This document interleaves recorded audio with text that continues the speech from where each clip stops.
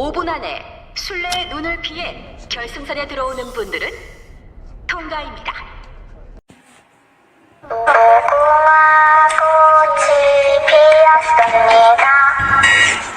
Do you think Squid Game is just a fictional horror story? Did you believe the idea of dying for money was merely the creation of a screenwriter's imagination? The truth is darker and more painful than you can possibly imagine. What you watched on Netflix isn't just a series, it's a scream. An echo of the real events and bitter personal experiences that have shaped a living nightmare for millions. In this video, we will dive deep behind the scenes of the deadliest game in television history. We will pull back the curtain on the true story that inspired director Hwang Dong-hyuk. A story not about deadly children's games, but about a society that pushed its people to the very edge of the abyss. We will talk about debt, desperation, a labor strike that turned into a real-life battlefield, and a horrific historical scandal where the state imprisoned its own citizens in a hell on earth. Prepare for a journey that will change your perspective on the series forever. What you are about to hear is not fiction. It is the hidden truth behind the colorful masks and green tracksuits. The truth that proves reality can sometimes be far crueler and more terrifying than any Squid Game. Buckle up, the green light is about to flash. Before Squid Game was a global phenomenon, it was just a budding idea in the mind of a broken man. That man is director Hwang Dong-hyuk. In 2008, Hwang found himself in the same desperate situation as the characters in his series. After one of his films failed, he fell into massive debt and was forced to live with his mother and grandmother. Despair was his daily companion, and poverty haunted his every move. In that dark period, Hwang escaped into the world of Japanese survival manga. Stories of life or death gambling like Kaiji and Liar Game. But he felt that these stories, as brilliant as they were, lacked the bitter touch of Korean reality.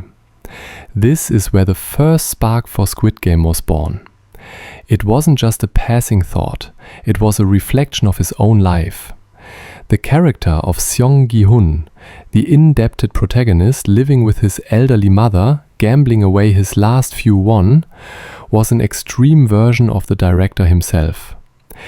Imagine being a writer, and the deeper you delve into your story, the more you realize it's your story. That's what happened to Hwang. He wrote about desperation because he lived it. He wrote about the deadly temptation of easy money because he understood it intimately. It took him 10 years to finally sell the script. 10 years of rejection because producers found the idea too grotesque, brutal, and unrealistic. But Hwang knew, he knew the brutality he was writing about already existed, not in a deadly arena, but on the streets, in the homes of people being crushed by debt every single day. His personal struggle was the ink that wrote the first line of this bloody epic. If the director's personal struggle was the spark, this event was the explosion that ignited the story's flames. The year is 2009, South Korea. The automaker SsangYong Motor declares bankruptcy and decides to lay off over 2,600 workers. What followed was not just a strike, it was a siege, a 77-day war. The workers occupied their factory, turning it into a fortress. In response, the company and the state laid siege to them.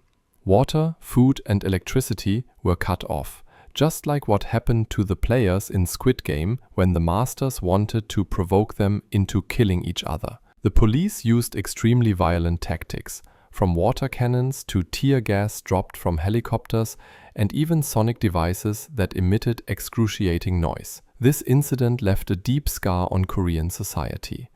The trapped, isolated workers, feeling abandoned by the entire world, sometimes fighting each other out of sheer desperation and hunger. Does that remind you of anything? It's the exact psychological state of the players inside Squid Game. Director Hwang saw in this bloody strike a real-life version of his deadly game. Ordinary people, neighbors and colleagues were put in an impossible situation where survival required extreme acts. SsangYong was the real Squid Game, a killing field where there were no robot dolls, but where the state and a corporation were pulling the trigger. This tragic event is the strongest proof that the series' concept didn't come from nowhere. It was born from the womb of real-world violence and despair. But the story doesn't stop with a single event or a single person. The true inspiration behind Squid Game is much broader. It lies in the very soul of modern South Korean society itself. There's a term young people in Korea use to describe their country, Hell Joseon, a comparison of their modern nation to the ancient Joseon dynasty, with its rigid and inescapable class system. On the surface, South Korea is a dazzling success story, a powerful economy, advanced technology, and a culture that is conquering the world. But beneath this shiny veneer lies a grim reality of hyper-competitiveness and unbearable social pressure. From childhood, Koreans are thrown into a relentless race to get the best grades, to enter the best universities, to land a job at one of the corporate giants like Samsung or Hyundai. And what happens to those who fail in this race? Their fate is often temporary jobs, low wages, and a mountain of unending debt. The characters in this series are the embodiment of this reality. Ali Abdul, the migrant worker whose boss won't pay him, Kang Sae-byok, the North Korean defector who needs money to reunite her family, even Cho Sang-woo, the elite university graduate who drowned in debt from bad financial decisions. Each one is a different victim of the same cruel system. Squid Game is an intense metaphor for this life. It tells you, your life outside is already a bloody competition, but at least in here we offer you a grand prize if you win. This is the diabolical temptation that makes the organized hell inside the game seem better than the random hell of the real world. And if we want to dig even deeper into the dark history that may have inspired the series' atmosphere, we must talk about a scandal few outside of Korea know, the Brothers' Home.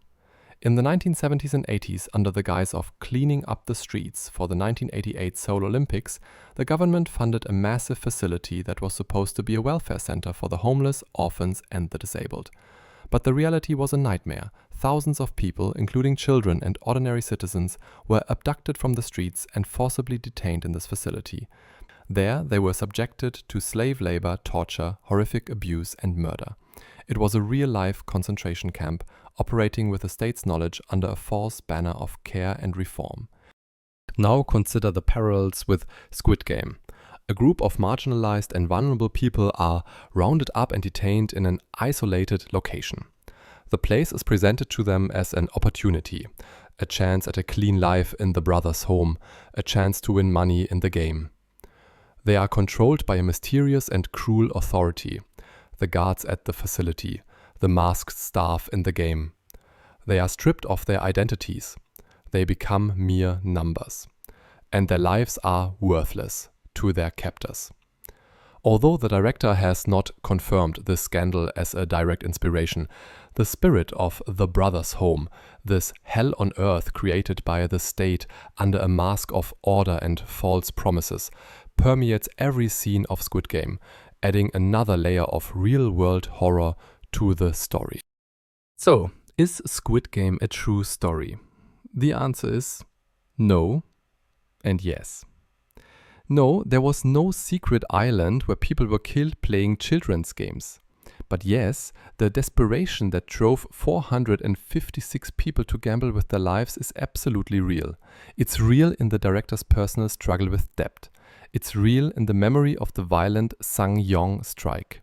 It's real in the daily pressure felt by the youth in Hell Joseon, and it's real in the dark history of abuses like the Brothers' Home. Squid Game isn't just entertainment, it's a brilliant social commentary. Director Hwang Dong-hyuk took all the fears, anxieties and injustices of his society, put them under a magnifying glass and turned them into a terrifying allegory that the entire world understood. Because the story of desperation for money and the loss of humanity under pressure is a universal one. The next time you watch the series, remember that the real monsters aren't always the ones wearing masks. Sometimes they are the systems we live in. And the final question the series leaves us with is not, would you play, but rather, what would it take to make a person like you or me agree to play? Thanks for watching History and its stories. If you enjoyed the journey, give us a like, drop your thoughts in the comments and hit that subscribe button for more tales from the past.